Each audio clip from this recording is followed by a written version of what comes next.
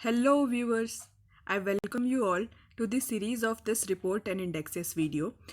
आज हम water census report के बारे में देखेंगे उसके important points. So let's start. सबसे पहले किसने रिलीज़ किया? तो ये मिनिस्ट्री ऑफ जल शक्ति के द्वारा रिलीज़ किया गया है. अभी जो जल शक्ति मिनिस्टर है वो है गजेंद्र सिंह शेखावत.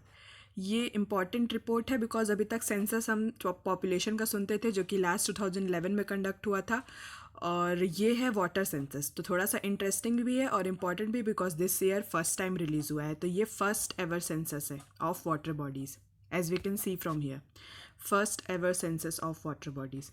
ना वो ये करता क्या है, तो जितने भी वाटर रिसोर्सेज हैं इंडिया में, चाहे वो सरफेस वाटर हो और चाहे वो ग्राउंड वाटर हो और वो किसी भी तरीके की वाटर बॉडी हो, उसके बारे में बताता है वो कितनी नंबर्स में है, कहाँ कहाँ पर है और उसकी कंडीशंस अभी क्या है. तो it gives insights on water resources in India.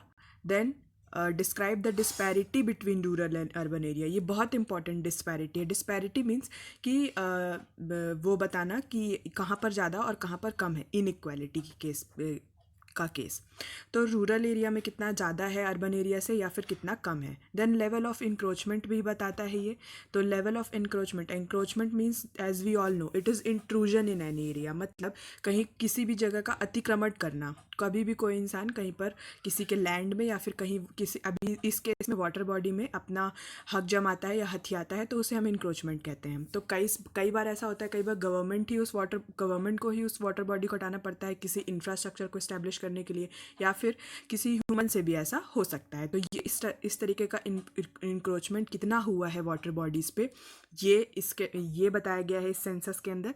और बहुत सबसे इम्पॉर्टेंट चीज़ इसकी ये है कि इसमें ये बताया गया है कि वाटर बॉडी को हम डिफ़ाइन कैसे करते हैं. So how the water body is defined. तो यहाँ पर डेफिनेशन ऑफ वाटर बॉडी दी गई है. ऑल नेचुरल और man made unit bounded on all sides with some or no masonry work used for storing water for irrigation or other purposes. तो सबसे पहले इसमें दो इंपॉर्टेंट टर्म ये बनेंगी कि नेचुरल और मैन मेड. दोनों ही वाटर बॉडी, दोनों ही काइंड ऑफ वाटर के स्ट्रक्चर को यहाँ पर वाटर बॉडी में इंक्लूड किया जाएगा. वो बाउंडेड हो सकती है किसी मैसनरी वर्क, जैसे दीवार होती है या फिर कभी कभी एम्बैंकमेंट हम जो देखते हैं जैसे लेक के अराउंड में या रिवर के अराउंड में, वो हो सकता है या ना भी हो तो भी वो इस वाटर बॉडी के अंदर इंक्लूडेड होगा. और उसमें वाटर स्टोर हुआ होना चाहिए जो कि यूज़ होता हो इरिगेशन या फिर अदर पर्पज़ के लिए. तो जनरल है, लेकिन जैसे कि इसमें की टर्म्स बनेंगी जो कि नेचुरल मैनमेड और ये मैसोनरी वर्क वाला जो होगा ये इंपॉर्टेंट बनेगा. तो डेफिनेशन है ये वाटर बॉडी की वाटर सेंसस के थ्रू. इस सेंसस के according total water bodies India में 24,24,540 है. ये यहाँ से हम देख सकते हैं. सबसे ज़्यादा जो वाटर बॉडी का काउंट है वो वेस्ट बंगाल में है. तो 7 लाख के अराउंड है वेस्ट बंगाल में वाटर बॉडीज़. और ऐसा इस रिपोर्ट का कहना है कि level of encroachment West Bengal में सबसे कम है. फिर फॉलोड बाय उत्तर प्रदेश में है 2 लाख के अराउंड. देन आंध्र प्रदेश तो 1 लाख के around. We have to remember the top three तो याद रखना ही है. उसके बाद भी अगर आप रीड करके याद रख सकते हैं तो बेटर होगा, क्योंकि कई बार पूछ लिया जाता है नंबर 5 तक.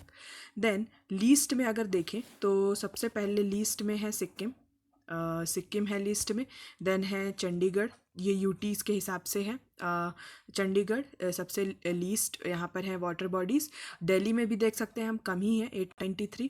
Then water bodies lost to encroachment. सबसे ज़्यादा इंक्रोचमेंट कहाँ हुआ है तो वो है उत्तर प्रदेश. अभी मैंने जब वेस्ट बंगाल की बात करी थी तो मैंने आपको ये पॉइंट बोला था कि वेस्ट बंगाल में लेवल ऑफ इंक्रोचमेंट सबसे कम पाया गया है, लेकिन उत्तर प्रदेश में लेवल ऑफ इंक्रोचमेंट सबसे ज़्यादा है. Then followed by Tamil Nadu and then followed by Andhra Pradesh. So this is the basic point about this report. Now let's dive deep into this. West Bengal में वाटर पॉन्ड्स और रिजर्वायर सबसे ज़्यादा नंबर पे हैं. तो अगर पॉन्ड्स और रिजर्वायर के केस में बात करें तो वो सबसे ज़्यादा वेस्ट बंगाल में है. ये सारे इनसे हम ये भी जान पाते हैं कि कितने तरीके की वाटर बॉडीज़ इसमें काउंट की गई है. तो ponds and reservoir, tanks, lakes etcetera. तो टैंक सबसे ज़्यादा कहाँ पर है, वो है आंध्र प्रदेश में. देन लेक सबसे ज़्यादा कहाँ है, ये इंटरेस्टिंग फैक्ट है क्योंकि लेक्स हम कई सारी सिटी को सिटी ऑफ लेक्स सुनते हैं. तो हमको ऐसा लगता है कि लेक हमारी सिटी में ज़्यादा है, इस सिटी सिटी में ज़्यादा है तो ये हमारे स्टेट का पार्ट है, तो हमारा स्टेट लेक्स में सबसे नंबर 1 होगा, लेकिन ऐसा नहीं है। लेक्स की टर्म्स में तमिलनाडु है। ये काफ़ी फंसाने वाला ऑप्शन रख सकता है एग्जामिनर क्वेश्चन में, तो ये इंपॉर्टेंट है इस तरीके से इसमें से पढ़ना। तो Tamil Nadu has highest number of lakes. अच्छा, वाटर कंजर्वेशन स्कीम्स जो है गवर्नमेंट की, फॉर एग्जांपल जल शक्ति और हर घर जल जो कैंपेन है, जिसके ऊपर मैंने एक स्कीम भी बनाई है। तो ये सारी जो कंजर्वेशन स्कीम्स है गवर्नमेंट की, उसमें महाराष्ट्र लीड करता है, तो सबसे अच्छा इम्प्लीमेंटेशन वहाँ पर है।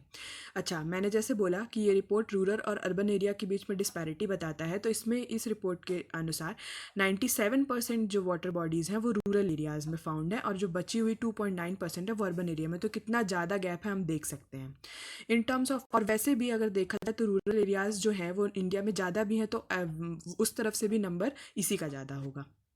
Now in terms of numbers, तो जो जितने भी टाइप के हमने वाटर बॉडीज़ यहाँ पर देखी, तो उसमें से भी सबसे ज़्यादा कौन सी है, तो pond comes first, then tanks, then check dams. Check dams वो होते हैं जहाँ पर वाटर को रोकने के लिए कहीं पर छोटा सा ऐसे बांध बनाया जाता है, कभी कभी इरीगेशन पर्पज़ के लिए, कभी कभी वाटर को स्टोर करने के लिए। ये चेक डैम्स राजस्थान के एरिया में काफ़ी देखने मिलते हैं, क्योंकि वहाँ पर वाटर की कमी होने की वजह से वो लोग काफ़ी स्टोर करते हैं। और ये खेत के भी किनारे देखने मिल जाते हैं, क्योंकि ये चेक डैम्स इरीगेशन पर्पज़ के लिए भी यूज़ किए जाते हैं। तो check dams, then lakes, then others. So these are the points which we need to take and important to remember. So this is it about this video. Now I am Shikha. I am based on the exams which I have given till now, which is mentioned in the descriptive section below. I am sharing my knowledge and content here for the benefit of all. So if you like the way I am explaining things to you, then please subscribe my channel and do share this video for more such videos. I will make more such videos in reports and indexes and government schemes as well. So thank you for watching it and have a nice day.